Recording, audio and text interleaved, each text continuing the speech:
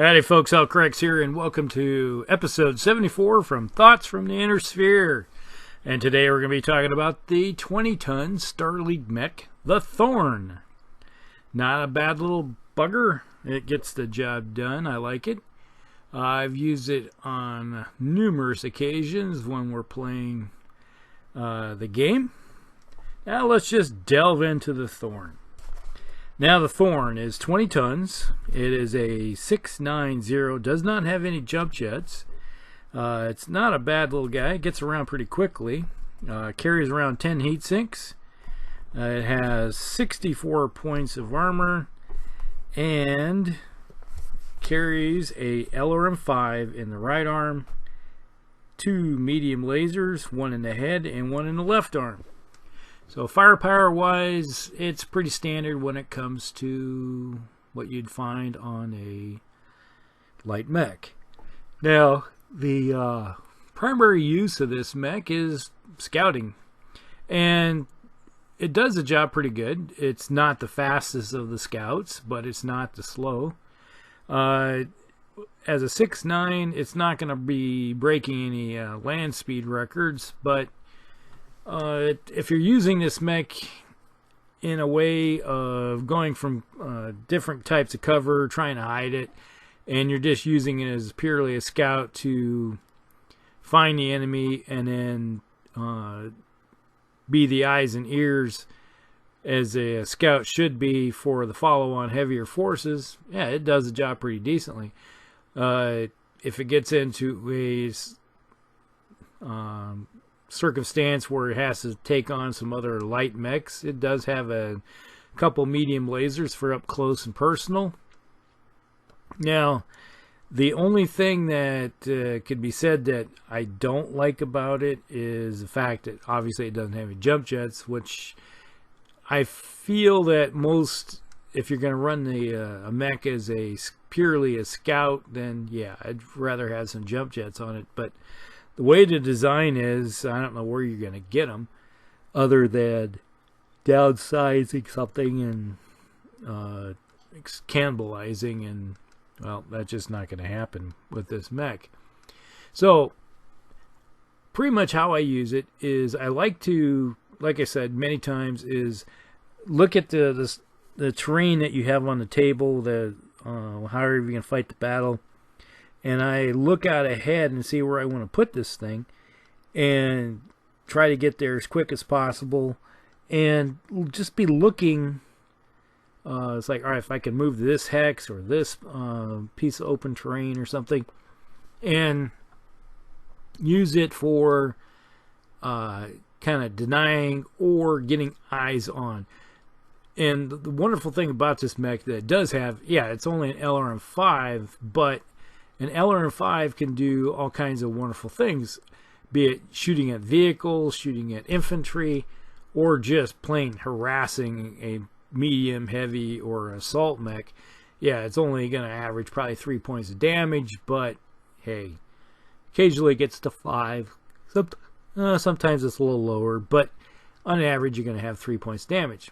And I tell you, it's not going to be destroying mechs per se, but occasionally you do get the wonderful chance critical if you roll steel snake eyes for location after you hit, and they're, oh, got a chance critical, and then punch a hole through someplace and take out someone's gyro or engine or something of that nature. It has happened in the past with lighter weapons with doing low damage, like an AC2, LRM-5s, and that's pretty much what I think of those type of weapon systems. It's just something to let somebody know, hey, I haven't forgotten about you. I'm just going to be slowly plinking away and causing you to remember that this guy's over there and he hasn't gone away. Now, a lot of times if you have a medium, heavy, or an assault mech, 3 points here or there, yeah, it's not going to be that bad, but eventually it does add up, and then some time in the future after you get hit a couple times with some AC-10s or some PPCs, you're going to be like, man, I wish I had that 3 points of damage. That wasn't there because that darn Thorn just did that a little plinking away. And being that it's a scout, a lot of times, you know, I've done like motive hits, slow down big vehicles and of that nature, where you slow them down so it's easier to hit them, and then or else you did some type of motive hit where you just stuck in place and turn them into a pillbox, and you can bypass things if necessary. You know, nothing better than doing a motive hit on like a demolisher or something, and sudden like, hey, as long as we stay within outside of 9 hexes, that thing is pretty much worthless. It has its 9 hex control area, but you know, too bad, so sad that you're stuck there until later in the game, where we can just pummel you to death with long range fire. Now, like I said, another thing is that you can turn this mech into the eyes for, let's say, a fire support lance, where they have their LRMs and they just rain down fire, and you're just spotting for them and getting into seeing something that's trying to hide itself, and you're hitting it hard that way. It's like, yep, you're not going anywhere because I keep seeing you, and they're not able to do anything because you have eyes on them, and then the only thing they can maybe shoot at is you, and hopefully as a fast mover you're not going to be taking any damage. Now, when you look at the weapons on this thing, with the 2 medium lasers and the LRM, the most heat you're going to be doing is 8, and then if you run, that's 10. So that's one nice thing about this mech, is you don't have to worry about any heat problems unless you take some type of engine hit due to armor being stripped away, or chance of critical with some snake eyes or something, and you get an engine hit that way, and you're getting 5 spiking heat. Otherwise, this mech's cool. It can run anywhere it wants to, fire. You got the 24 turns with that LRM. Well, no, that's not bad. That's 72 points pop, or actually more than that.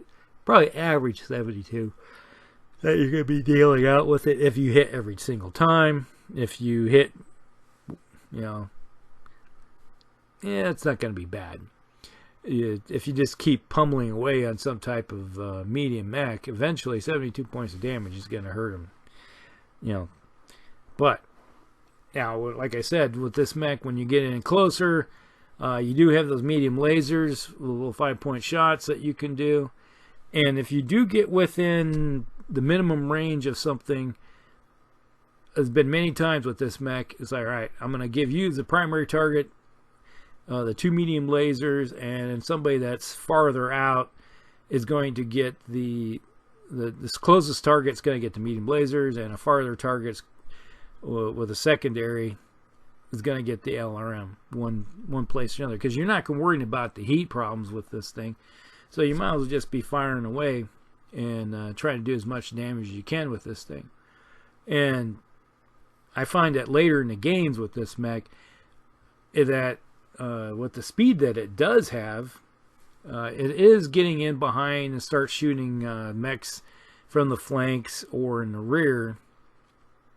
And a lot of times I found it in a lot of games where I'll be looking and say, all right, they got some type of mech out there that has a lot of LRMs on it, let's say an archer or a longbow or a catapult or something, and you try to move this thing as fast as possible, and then you get in behind him and start shooting him in the rear. And then if you, let's say there's other people that like longbows or something, or for even an LRM carrier for that matter, and you get within the minimums, they're not going to be able to hit you because they're too close. And so with that thing going on, you can just, if you get in close, those medium lasers will be punching pretty decent blocks of damage off somebody, and they're not going to be liking you too much. So they may have to pull resources out of the front line to take care of you, because they won't be wanting their mech to be rescued, and as a result it helps you in the long run. Or they can just sit there and take it, and they try to ignore you and hope that you don't take them down before the chance that or as they like to say, flush them out like a covey of quail, and then they'll be moving forward trying to get up closer to their own forces to maybe siphon off one of their other units and try to intercept you to get them off their back, literally. So one way or the other, you're helping your system, your units out, and anytime you can do that and distract some of the other units away from your other one, and turns it into a force multiplier. Now there is, let's see, they have one variant that they talk about, House Kurita, replaces the LRM-5 with an SRM-4, so it basically turns this mech into strictly 100% a close-in fighter. So all your damage is going to be done within 9, and you're potentially upping your damage by a factor of basically 3 more points. So yeah, it's maybe, let's see, typically you're going to get 2 or 3 missiles hit, so the damage ratio is going to be roughly about the same in the long run as the LRM, but you're losing that long range firepower. And to be honest with you, I think from my own personal experience, I'd rather have at least one long range weapon on this mech, and that's where the LRM-5 comes in handy, because there's been many times when you get into some, like a mech like the Commando, where they, it's like, hey, I don't got any long range, everything's within 9. So then you're sitting there just having to close the distance, and I'd rather have something that at least lets them know that you're there, and that's where that LRM comes in handy. So pretty much that is everything that the Thorn in a nutshell. That's basically how I like using it. It's let's see, we got it's 500 points, so yeah, it's not a bad little mech, and it can do the damage. It's and your typical, let's say you got a 5,000 point game, you can bring in 1, maybe even 2, and still have plenty of points left over to go someplace else. And this guy's going to be causing individuals sometimes to wonder, it's like, oh, that's the right way to go with it, because this guy just hurt me. But one thing you do not want to do with this mech is usually try to slow down, because with the armor it has on it, the 64 points, it doesn't take much, a couple good hits, and this mech is suddenly, you're into the internals.